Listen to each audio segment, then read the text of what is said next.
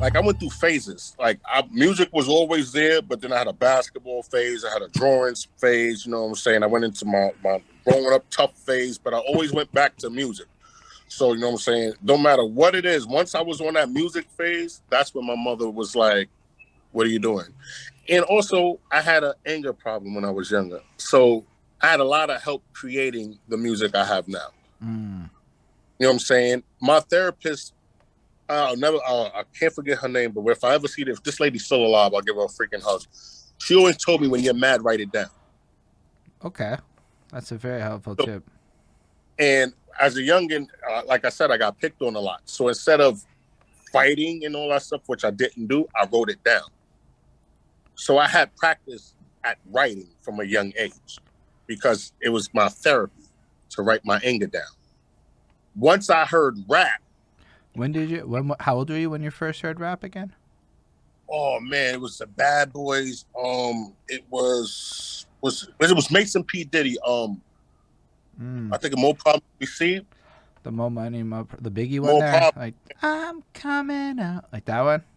Yeah, Yeah, because yeah. my mother was like, "Oh, they messed up a good song. They messed up a good song. That's classic." Was it Diana So Ross? I think I might be wrong. yeah, Mm. yeah, Diana Ross in the oh my god, my mother's literally in the room. I can't go. But it came to that, so it was like instead of I was writing angry, but it would match. So it'd be like stupid motherfucking bitch. And my mother's like, you're rapping, right? I'm like, no, she's like, no, you're rapping. You're just making the last two end. Think of it as poetry, but just angry and you spitting it with a rhythm. So I was like, all right. And then she was like, you know what? I'll show you somebody. And then she started putting me on to LL, Biggie, Tupac, KRS-One. She made me go back. Mm. So That's she made me go super back. nifty, right? So your mom caught you rapping by accident, and instead of like dismissing it, she like used it and encouraged you to like pursue it further and use it as a tool to manage your emotions. My first fan was my mother. Yeah, that's She was amazing. the like she was like once I learned how to write it down and she seen me like working on it, she was like, now all you need is confidence. Now all you need is this. Now mind you, when I really got into it, it was around the time of I don't know if we're in that conversation yet, so I don't want to bring that up. We basically running it chronologically, but you can reference it, go back forth. It's all good. I'm following. Oh, okay. You know what I'm saying? Because around that time, I ain't gonna lie, Eminem kind of helped me with the anger. Because it's as funny as it sounds, is I was in a situation where at one time I went into the foster care system.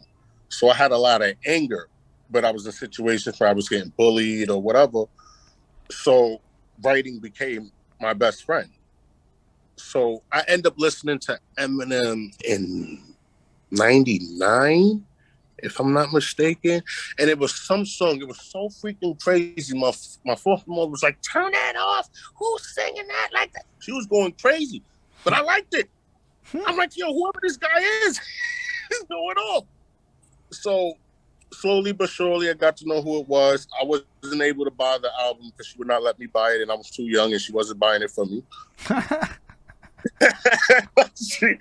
But I became a big like it's always I was bounced around a lot, so it was like bounced with music.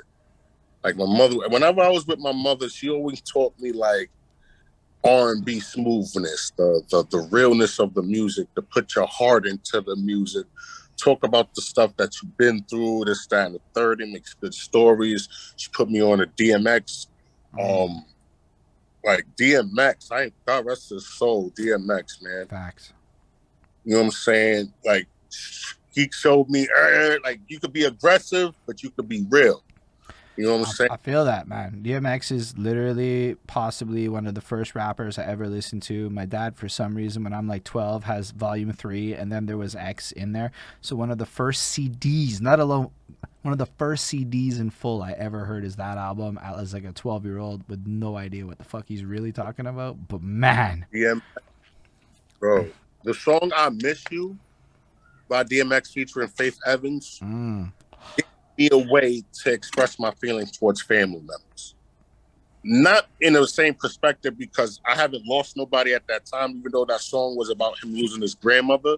But it showed his emotion, how he could, talk about his family, but say it's in that way he's not dogging everybody. Say one here, one there. And it showed me like, yo, you could, LL's not the only one. Because if you rap like LL, like, oh, LL Cool J, too sweet. But people forget LL was a monster. Like, Yes. LL's a monster.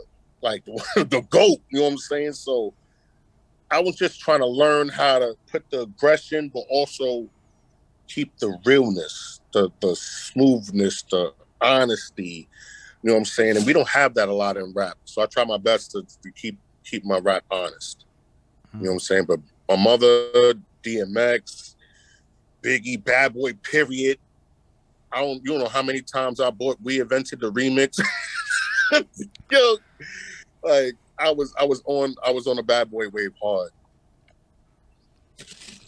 Oh, it makes sense.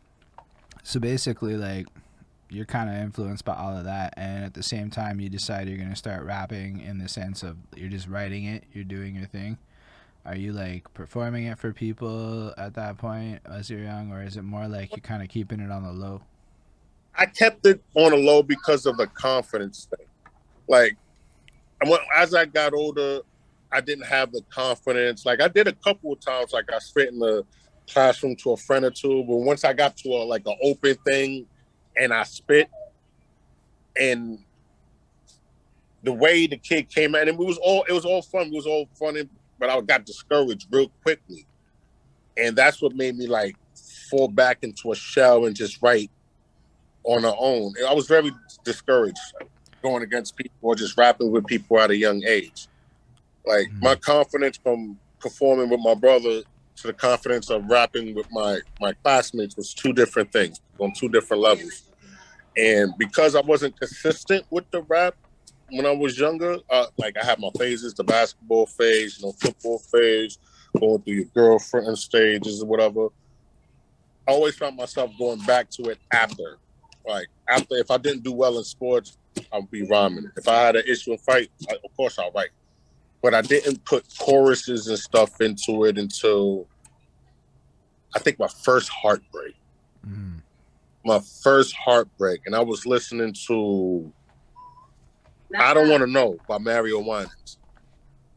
And I was learning how, because I was writing little songs here and there, but I didn't know how to make it into song form. I didn't know how to count my bars.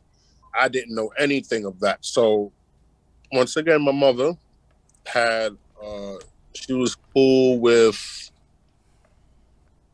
I forgot the dude's name, but I ended up meeting, what's the dude's name? I met somebody from Def Jam when I was younger, and he gave me a piece of advice on how to count my bars and stuff. And I'm like, all right, cool. Like, I took it and I was working on it, but then again, I got discouraged once again. So it just kept pushing it away. I got discouraged a lot when I was a kid, but I always kept writing. It's like somebody that got something and just afraid to use it. Fair, but you're also like young, right? I feel like sometimes we put these really like huge expectations on our past self, but like what I'm hearing is, when I maybe wasn't putting that much effort into that shit, you was out there learning how to ball, you learned how to draw, you went out there, we didn't even talk about the drawing yet, but you went ahead and learned how to do all this shit, plus you've been performing since time, plus you like, so it's like by the time you're like 18, the amount of shit you've actually done is pretty incredible. When you look at it now, like, yeah, all I say is it helped me be what I am now. That's huge.